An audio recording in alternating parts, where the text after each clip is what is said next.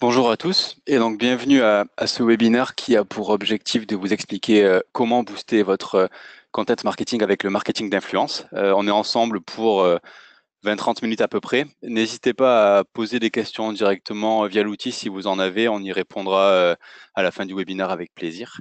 Je me présente rapidement. Donc, je m'appelle Mathieu Rouard. Je suis chargé de développement chez Scoopit et je suis en présence d'Anthony Rochant. Donc, comme vous le savez sans doute, depuis ce début d'année, on a fait quelques webinaires où à chaque fois on donnait la parole à des personnes extérieures à Scoopit, justement des experts sur des sujets précis. Et c'est à ce titre qu'Anthony est présent. Et en fait, juste pour vous expliquer le déroulement du webinaire, il y a une partie un peu théorique justement sur tout le marketing d'influence. Et après, il va y avoir une série de questions-réponses avec Anthony où on pensait intéressant justement d'avoir un petit peu une vision autre que l'entreprise qui cherche à mettre en place une stratégie de marketing d'influence et justement avoir un petit peu l'avis d'Anthony qui est un influenceur sur toute cette partie marketing digital, social media, content marketing, avoir justement sa vision à lui sur ce sujet-là justement. Donc on va traiter tout ça sur une série de questions-réponses. Anthony, je te laisse peut-être te présenter rapidement, voilà, expliquer un petit peu qui tu es, ce que tu fais, même si les gens te connaissent sans doute, mais juste faire une rapide présentation. Bonjour Mathieu, bonjour à tous. Oui, tout à fait. Moi je suis donc le CEO et cofondateur de la société Les Experts du Web, qui est une société de conseil en marketing digital. J'interviens depuis quasiment 10 ans auprès des entreprises et des marques sur tous les aspects, justement, sur tous les leviers marketing qu'on doit actionner pour une marque ou pour une entreprise. Notamment sur des logiques de formation. On forme des community managers au métier, par exemple. On forme aussi à tout ce qui est programme de marketing d'influence, programme ambassadeur et tout ce qui est relations presse digitale. On a une forte orientation aussi sur le content marketing, puisque non seulement on forme, mais on écrit beaucoup. On a plusieurs blogs et plusieurs médias euh, sur, euh, sur ces sujets-là. Et puis aussi, on a une partie networking où on crée du lien voilà, entre les différents networkers de la région lyonnaise. Super, bon ben merci. Et du coup, c'est vrai qu'on se focalisera pas mal sur ce côté plus off, on va dire, influenceur que tu peux avoir aussi, notamment sur les différents réseaux sociaux. On développerait un petit peu ça tout à l'heure. Donc sur cette présentation, on trouvait intéressant avant d'aller vraiment sur le marketing d'influence, de reprendre un petit peu les grands objectifs d'une stratégie de content marketing. On en parle assez régulièrement, mais c'est vrai que c'est super important de garder en tête l'objectif principal quand on met en place ce type de stratégie, tout simplement pour essayer de les atteindre avec tous les types de stratégies que vous pouvez mettre en place au quotidien. Donc que ce soit de la génération de leads, que ce soit de la conversion de prospects avec du nurturing, engager vos clients, développer votre notoriété, votre image de marque, améliorer son trafic, son SEO, voilà, avoir plus de liens entrants, de stratégies de backlink, etc. Il y a différents types de stratégies d'objectifs quand on met en place une stratégie de content marketing. Les deux grands objectifs étant la génération de leads et aussi le développer son image de marque, brand awareness en anglais.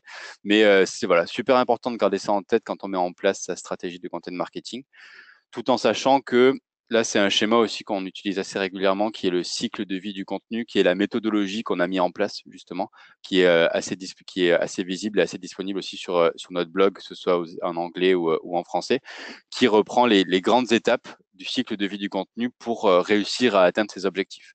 Et la stratégie, c'est vraiment la première étape, l'étape clé, où forcément vous avez la définition des objectifs, qui est une des premières étapes à prendre en compte. Mais après, vous allez avoir tout ce qui est définition des personas, mise en place du funnel stage, l'entonnoir de conversion, réfléchir aux questions que se posent vos clients, vos prospects pour essayer d'y répondre via des contenus, mise en place de la méthodologie avec des call to action, notamment des boutons d'action à la fin de vos articles, etc. On a déjà fait quelques webinaires sur toute cette partie stratégie, mais avant même de produire le premier article, si vous n'avez pas fait ça, vous êtes sûr de ne pas y arriver. Et on sait que il y a plus de 60-70% des marketeurs qui ne sont pas vraiment satisfaits du content marketing qu'ils font au quotidien. Donc, c'est pour ça qu'on a mis en place cette méthodologie aussi pour essayer d'aider sur tous ces axes-là. Après, vous avez bien entendu la partie planification pour bien s'organiser, production, produire, Ce qui va être compliqué, c'est produire régulièrement et produire du bon contenu aussi. La partie promotion sur laquelle on va se focaliser aujourd'hui, notamment via le marketing d'influence qui permet de donner vraiment de la visibilité à vos contenus. Analyse, est-ce que justement j'arrive à atteindre mes objectifs avec le contenu que je produis au quotidien en termes de génération de leads, de visibilité notamment. Et amplifier pour maximiser son retour sur investissement en allant repartager d'autant plus les contenus qui fonctionnent super bien, notamment aussi via les influenceurs qui peuvent être un canal, mais via la distribution sur les réseaux sociaux, etc. Donc ça, voilà, c'est un schéma à garder en tête sans doute au quotidien pour être sûr que chacune des cases est bien cochée quand je rédige du contenu, ce qui est vraiment le B à bas quand je fais du content marketing. Donc, premier axe sur la partie promotion, on reprend un petit peu les grands classiques, ça va être l'importance du repartage.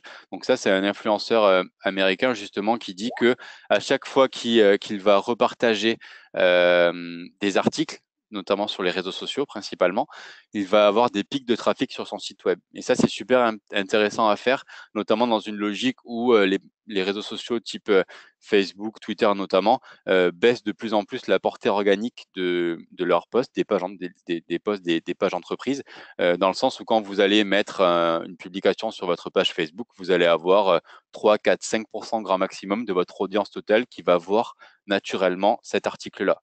Même chose sur Twitter. Et leur objectif, c'est bien entendu de monétiser, que vous sponsorisiez ces articles-là pour gagner en visibilité. Et donc, le fait de repartager de façon intelligente, donc à des jours et à des horaires différents, permet aussi de toucher vos audiences de façon naturelle et gratuite aussi forcément, pour maximiser la visibilité de vos articles. Donc ça, c'est assez intéressant à prendre en compte et à faire quand vous lancez un contenu.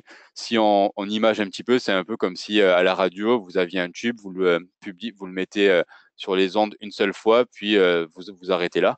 Vous êtes sûr de ne pas toucher la totalité des audiences. C'est pour ça on remet, on republie, on repartage à chaque fois, notamment ces tubes sur les radios pour essayer de toucher le plus grand nombre d'auditeurs. C'est un petit peu la même logique si on peut imaginer comme cela. Donc ensuite, n'oubliez pas l'emailing. C'est vrai que les newsletters, c'est assez vieux, entre guillemets.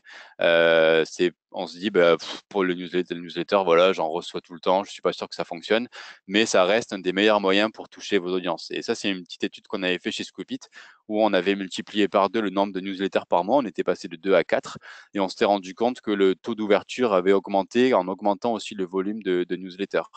Donc, tout ça pour dire qu'on peut facilement envoyer des newsletters à partir du moment où elles sont qualitatives, où elles ont du contenu de qualité aussi, à vos différentes audiences. Et ça reste un des meilleurs moyens pour toucher directement les gens que vous avez en base. À contrario des réseaux sociaux où on ne sait pas trop qui va voir les différents articles, les différents messages, la newsletter, ça reste un super moyen justement pour donner le plus de visibilité possible à tous vos contenus. Un autre axe à prendre en compte dans une logique social selling, employé advocacy, qui sont des termes à la mode en ce moment, partager les contenus via les collaborateurs. Donc c'est vrai que chez Scoopit, on répond assez bien à ce cas d'usage où nos solutions d'entreprise permettent en fait d'aller, soit c'est le service marketing qui va aller partager automatiquement tous les contenus de l'entreprise sur les profils des collaborateurs via un calendrier notamment, etc. Donc ça, c'est assez intéressant pour donner le plus de visibilité possible au contenu, tout simplement parce que chaque collaborateur va avoir une audience différente et ça permet de s'ouvrir un petit peu et de ne pas être centré uniquement sur les profils de la société. Donc ça, c'est assez intéressant. Donc nous, on l'automatise assez bien via notre solution de content marketing. Et aussi, une autre logique peut être qu'il y a des experts dans la société qui vont faire une veille au quotidien sur les différentes thématiques et des newsletters sont envoyés aux collaborateurs toutes les semaines, tous les mois ou à différentes fréquences avec des boutons de partage et chaque collaborateur peut partager ou non les articles qui les intéressent. Donc ça, c'est aussi un cas d'usage auquel on répond assez bien sur la veille dans un premier temps via la curation de contenu et après la distribution sur les collaborateurs. Et donc forcément, vous imaginez bien, n'oubliez pas le marketing d'influence pour donner de la visibilité et répondre à cette partie promotion du cycle de vie du contenu. Quelques chiffres assez intéressants qu'on a repris d'un e-book de Tracker justement, qui explique pourquoi le marketing d'influence est intéressant. 84% des internautes vont plus faire confiance à leur pairs plutôt qu'à d'autres formes de publicité. C'est vrai que la publicité, c'est de plus en plus compliqué. Et donc quand vous avez un influenceur ou sur les réseaux sociaux notamment, qui va aller communiquer sur un produit, sur un service ou autre, ça va avoir d'autant plus d'impact, tout en sachant aussi que les publicités sont de plus en plus bloquées via des plugins, notamment sur les moteurs de recherche. Et aussi l'importance des avis en ligne. 83% des acheteurs sont forcément sensibles à ces avis. Donc, quand vous faites quand un influenceur va faire un article de blog sur tel ou tel produit ou tel service, etc., ça va rassurer énormément et ça va aussi permettre de développer voilà, l'achat en ligne, que ce soit de produits ou de services. Donc, comment détecter les influenceurs? Donc, ça, c'est les screenshots qu'on a pris de notre solution de content intelligence qui s'appelle Okai, qui permet en fait sur des requêtes que vous mettez en place via des thématiques et des mots-clés, de découvrir quels sont les auteurs et les sites influents. C'est vrai que cette notion d'influence, elle est sont parfois liées à des auteurs, mais il y a aussi des sites internet qui sont influents avec pas mal de trafic, de partage, etc. Donc ça, c'est forcément à prendre en compte. Et donc, ce qui est intéressant, c'est que c'est vraiment centralisé sur des requêtes.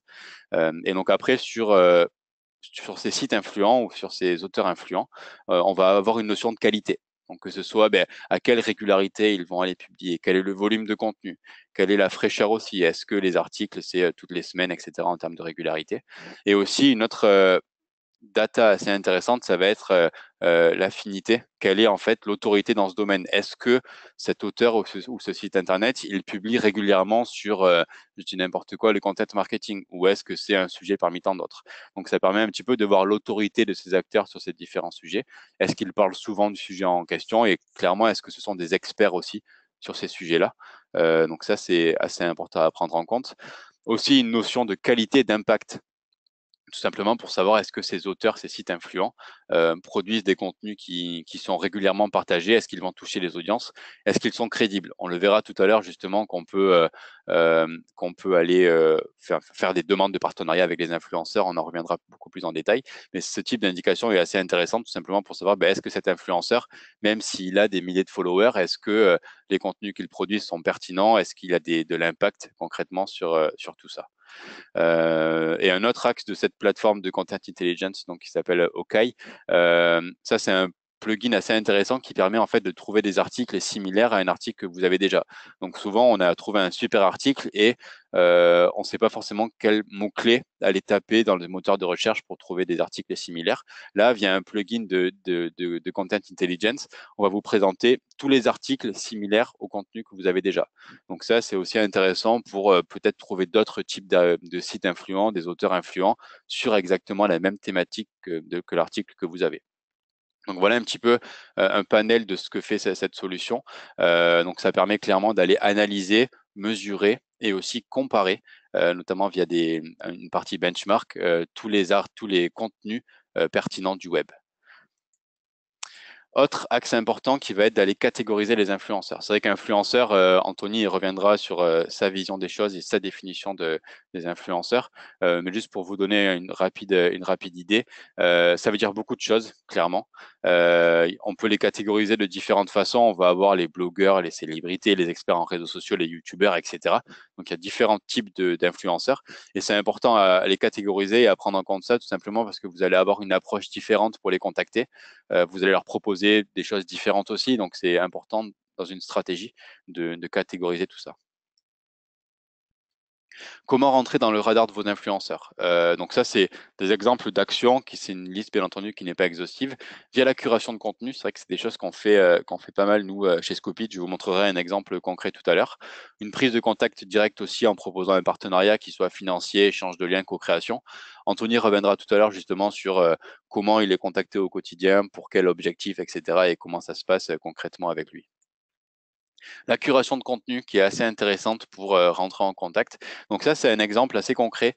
À la base, c'est un article du contentmarketingacademy.fr. Vous voyez le lien justement sur lire l'article intégral sur l'article en question qui parlait du content marketing et du SEO, le nouvel SEO. Et donc nous, ce qu'on a fait, c'est qu'après avoir lu cet article, on a rédigé un avis d'expert sur cet article-là, notre vision des choses en fait sur le content marketing et le SEO. Et cet avis d'expert, on l'a poussé directement sur notre blog et on a fait notre propre article de blog. En termes de légalité, bien entendu, on a cité l'article source, on a laissé une citation de cet article source qui était hyper intéressant. Et après, ce qu'on a fait, c'est que sur les tweets notamment, on a fait un petit tweet avec avec le lien vers notre article et on a cité l'auteur de cet article-là, qui est Mathieu Tranvan. Et donc, ce qui est intéressant, c'est que du coup, Mathieu Tranvan a forcément eu des notifications, a vu qu'on avait rebondi sur son article à lui. Donc, on a aussi fait valoir notre expertise parce qu'on a rédigé, on a rédigé un commentaire supplémentaire à son article à lui. Et donc, il a reçu cette notification. Et dans 80 à 90% des cas, quand on fait ça, la personne qu'on cite soit va le retweeter, soit va aller liker ce tweet et donc cet article. Donc c'est assez intéressant pour rentrer un petit peu dans le radar des influenceurs en faisant valoir son expertise, en montrant qu'on existe et aussi d'inciter ces influenceurs-là, parce que forcément vous les citez aussi, vous les mentionnez, à aller retweeter ou à aller liker ces tweets sur Twitter notamment.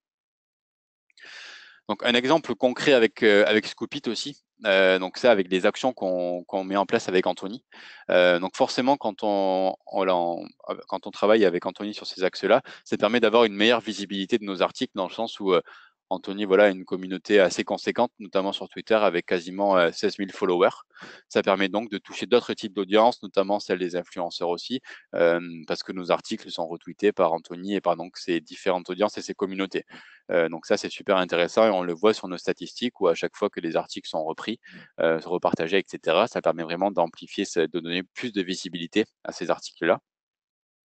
Ça permet d'augmenter le volume de contenu parce qu'Anthony rédige en général un article par mois sur des sujets qu'on a définis ensemble. Et donc, on se rend compte aussi que les articles qui sont rédigés par Anthony ont vraiment une forte caisse de résonance et en termes de trafic, fonctionnent super bien. Donc ça, c'est super intéressant pour nous parce que ça permet vraiment de donner de faire de la publicité à notre blog aussi et de donner un maximum de visibilité à ces articles qui sont rédigés dans une logique de co-blogging. Et on met aussi des en place de co-marketing, notamment avec des petits déjeuners, des conférences où on avait fait justement un petit déjeuner dans la région lyonnaise avec Anthony, toujours pour parler du content marketing, de l'inbound marketing notamment. Donc voilà, ça c'est un exemple, toujours pareil, qui est non exhaustif, mais les actions qu'on met en place avec Anthony sur tous ces axes-là. Donc juste pour faire peut-être une sous-conclusion à mi-chemin, donc le marketing d'influence, ça aide sur la partie promotion, comme on l'a vu, pour donner de la visibilité à vos contenus. Mais ça répond aussi, si on reprend ce schéma, à la partie production notamment, où en fait, là, on le voit avec nous, Anthony qui fait du co-blogging avec nous, rédige un article par mois. Donc ça nous permet aussi d'avoir un article qui est rédigé, que nous, on n'a pas rédigé chez Scoopit.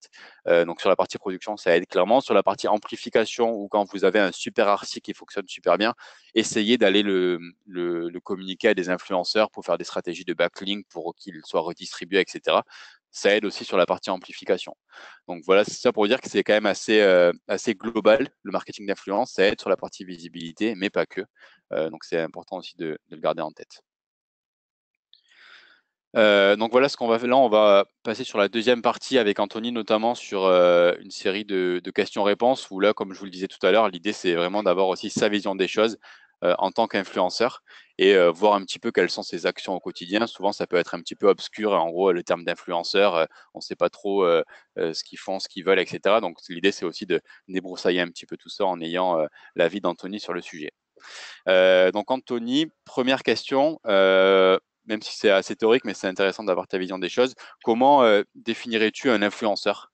Voilà, quelle est ta définition du coup d'un influenceur aujourd'hui?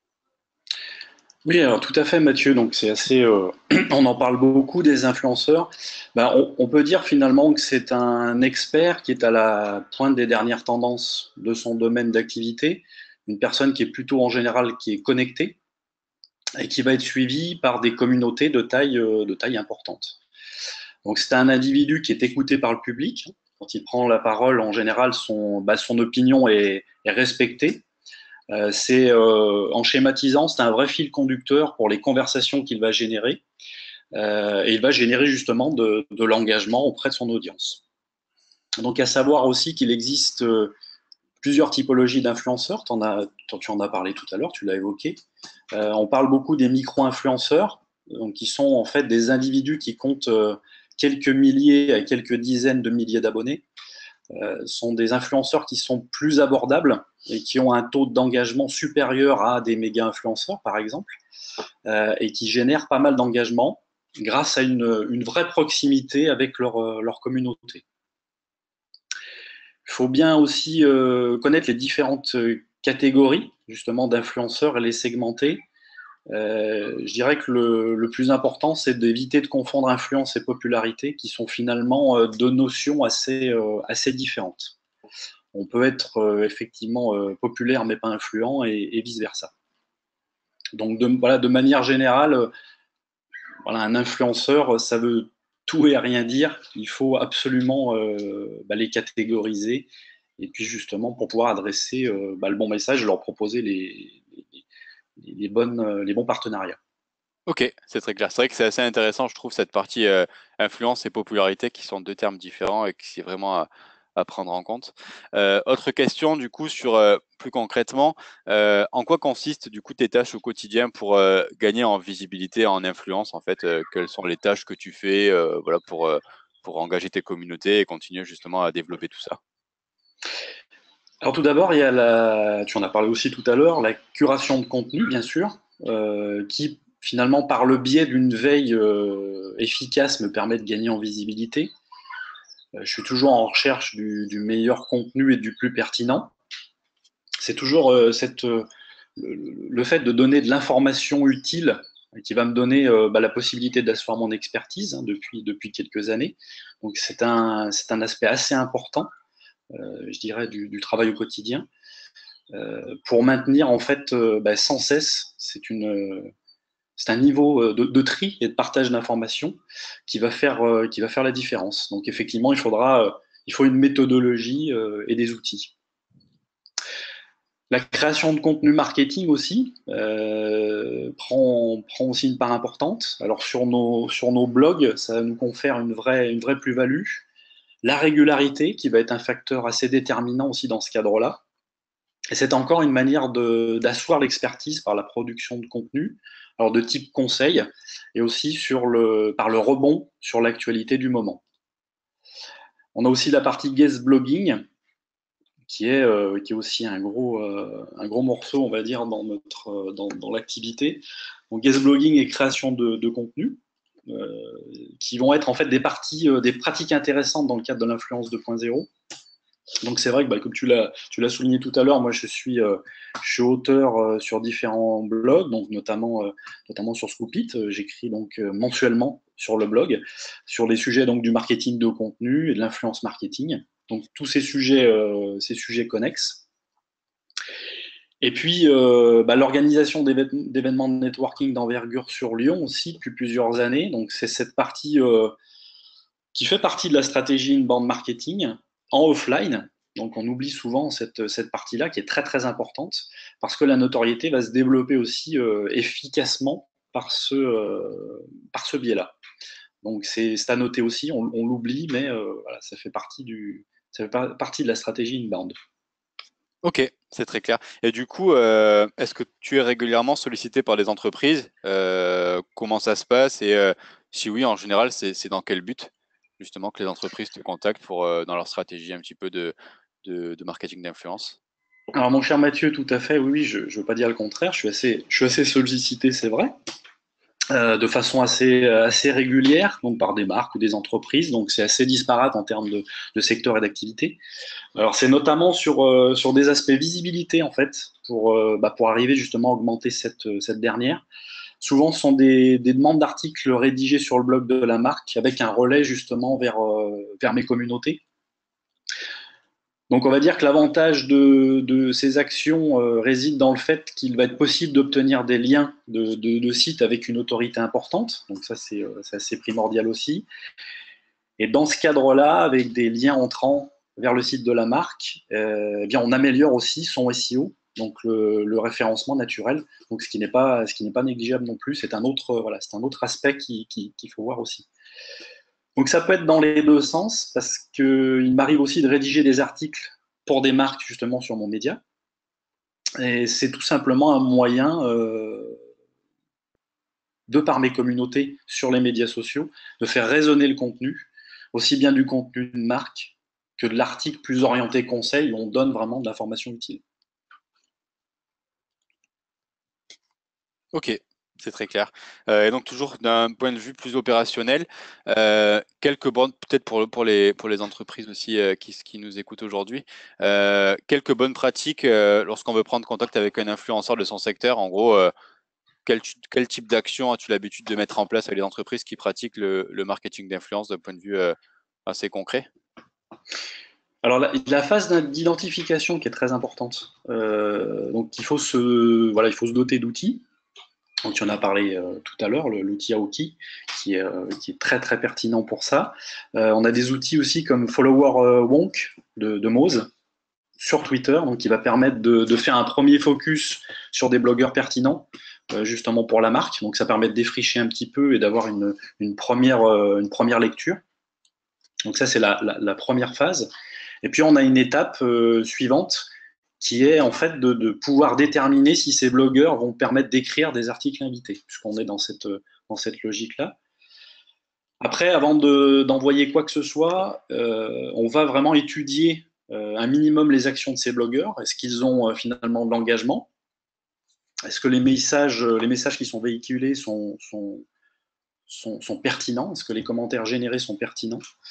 Finalement, on va au-delà du nombre d'abonnés qu'ils ont dans leur communauté sur les médias sociaux et de voir si la qualité des rédactions est justement de bonne qualité. Donc, si on a effectivement ces conditions qui sont réunies, eh bien là, on va pouvoir créer un mail assez concis et assez personnalisé. Donc, je dis précis parce qu'effectivement, les blogueurs sont en général, blogueurs influenceurs sont assez occupés, assez sollicités. Donc, il faut faire mouche tout de suite avec voilà, une idée assez précise sur ce que vous souhaitez leur proposer justement en rédaction. Une autre chose aussi qui est importante, c'est d'observer leur ligne éditoriale. Est-ce qu'elle correspond aussi à votre ligne à vous, hein, finalement, il faut être cohérent. Il faut penser long terme. C'est pas du one shot. C'est important d'avoir une vraie relation justement avec ces influenceurs et de penser long terme et de maintenir cette relation. Donc, pour exemple, effectivement, j'ai pu mettre en place des programmes ambassadeurs. Récemment, pour une société de décoration intérieure, en fait, on avait recensé les abonnés les plus actifs et les plus engageants. On a contacté donc ces individus. On leur a proposé en partenariat avec la marque de la dotation en produits, donc sur de la décoration, avec un vrai programme. Donc, on avait créé un deal qui était de réaliser plusieurs publications dans le mois sur Twitter et sur Pinterest, en mettant en avant les différents produits d'ameublement et de décoration de l'entreprise. Donc, avec ça, on fournissait les différents visuels, la création aussi des accroches qui restaient à leur charge, mais sous notre contrôle. Donc, on avait une assistance qui était prévue. Donc, on les assistait s'ils avaient des soucis ou des interrogations finalement sur leur publication. Et on a eu de bons résultats sur du court à moyen terme, sur 3 mois. Et on a ces actions marketing qui ont permis de développer la notoriété de la marque et même de réaliser des ventes. Donc ça a été assez efficient dans l'ensemble. Et on a créé vraiment un programme qui était cohérent et en phase avec notre cible.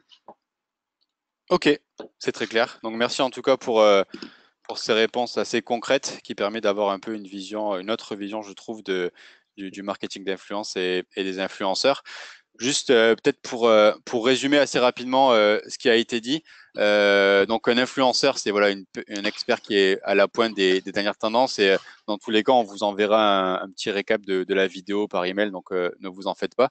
Un point intéressant, je trouve à noter, donc c'est ne pas confondre influence et popularité. Sachez aussi qu'en général, un influenceur est toujours en recherche des meilleurs contenus. Donc, c'est aussi à prendre en compte cette partie visibilité sur les réseaux sociaux, création de contenu, notamment quand vous souhaitez faire des partenariats. Ils sont aussi très régulièrement sollicités, donc il faut être vraiment ultra concis et pertinent quand vous les contactez. Et aussi penser relation long terme. Donc, c'est pas forcément que du one shot, mais de pérenniser la relation au quotidien quand vous prenez contact et que vous proposez des choses, quoi. Donc, on va juste peut-être prendre une ou deux questions pour pas que ça dure trop longtemps. Anthony, il y avait une question pour toi. Combien d'articles écris-tu par mois? Est-ce que tu as une idée justement en volume? Alors, tout confondu, si on prend en compte nos blogs, les articles invités, les tribunes, on est entre 5 et 7 articles par mois, à peu près, Ok, ouais, donc tout c'est quand confondu. même, ça commence à être assez conséquent. Oui, Autre question, doit-on payer un influenceur? Si oui, combien? c'est une vaste question. J'imagine. Le paid ne va pas forcément être la solution et Ouais, ce n'est pas forcément ce que l'influenceur attend en face. Comme j'ai dit tout à l'heure, ça peut très bien être de la dotation, tout dépend dans quel secteur d'activité on évolue. Tout dépend des objectifs aussi finalement, parce que est-ce que c'est pour de la notoriété, est-ce que c'est pour de la réputation, est-ce que c'est vraiment pour de la vente de services ou de produits. Donc ça peut être effectivement du test de produits sur certains produits, certains éléments. Et effectivement, ça peut être un contrat en bonne et due forme avec une rémunération à la clé. Ça peut être aussi de la rémunération contre tweet et viralisation de tweet, hein. Moi, ça m'arrive de le faire aussi, hein, de mon côté. Le combien, je pourrais pas le dire maintenant. C'est ouais, c'est compliqué. selon le cas, c'est compliqué. Après, il faut l'évaluer aussi selon la communauté, selon le taux d'engagement qu'on peut avoir. Mais voilà, c'est pas forcément la solution tout de suite. Voilà, Ok, suivant le cas, quoi. ok. Et donc après, peut-être dernière question justement qui est en lien avec la question précédente, mais comment mesure-t-on le succès d'une stratégie d'influence? Est-ce que il y a des KPI à prendre en compte, des indicateurs justement pour voir le Oui, succès? absolument, comme dans la stratégie social média finalement, des KPI que l'on va poser noir sur blanc, effectivement, qui peuvent être le nombre de likes, le nombre de partages, le nombre de clics, le nombre de mentions reçues pour la marque. Donc Ouais. ça va être les principaux. Et puis, comme on le disait tout à l'heure, ce fameux taux d'engagement aussi, voir comment on engage, finalement, on engage notre audience. Et c'est ça aussi qui va faire la différence. Mais il faut absolument mettre ces KPI noir sur blanc parce que sans mesure, on ne peut pas affiner la stratégie, on ne peut Ouais. pas rectifier le tir si Mm. on doit le faire. Ok, c'est très clair. Bon, ben merci en tout cas. On va s'arrêter là pour les questions. Merci beaucoup, Anthony, d'avoir été présent avec nous aujourd'hui sur cette partie marketing d'influence. C'était vraiment très Merci, intéressant. merci à toi, Mathieu. Merci beaucoup. Merci à Et tous de nous avoir merci à tous écoutés. ouais, de nous avoir écoutés. On vous envoie un replay du webinaire dans les jours qui viennent, comme ça vous aurez tout ça. Merci beaucoup. Au revoir. Merci, bonne journée à tous.